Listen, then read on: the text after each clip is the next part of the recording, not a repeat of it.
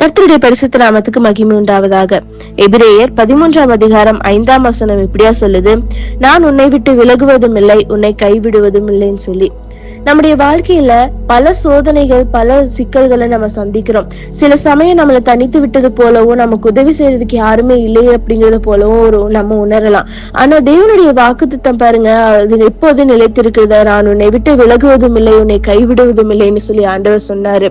யோசேப்பு பாருங்க, சிறையில யோசேப்பு போட்ட போது கூட தேவன் யோசேப்போடு கூட தான் இருந்தாரு. அதே மாதிரி தாவீதுக்கு பாருங்க, எத்தனையோ பிரச்சனைகள் தாவீதுக்கு வந்துச்சு. அந்த பிரச்சனைகள் மத்தியிலையும் ஆண்டவர் அவரை வழிநடத்தின வந்துதான் நம்ம வேதத்துல வாசிக்க முடியும். அது போலதாங்க நம்முடைய வாழ்க்கையிலையும் எப்பொழுதும் எந்த சூழ்நிலையிலையும் ஆண்டவர் நம்மோடு கூட இருக்கிற ஒரு நல்ல தேவனாய் காணப்படுறாரு.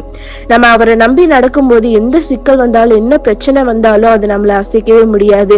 அவர் நம்ம என்னைக்குமே கைவிட மாட்டார். இன்னொரு நாள் நம்ம கூட இருக்கிற ஒரு தேவனாய் காணப்படுறாரு. எந்த பிரச்சனை வந்தாலும் சரி, ஆண்டவர் உங்களோடு கூட இருக்கிறத நீங்க மறந்துடாதீங்க. கர்த்தர் தாமே உங்களை ஆசீர்வதிப்பாராக. ஆமென்.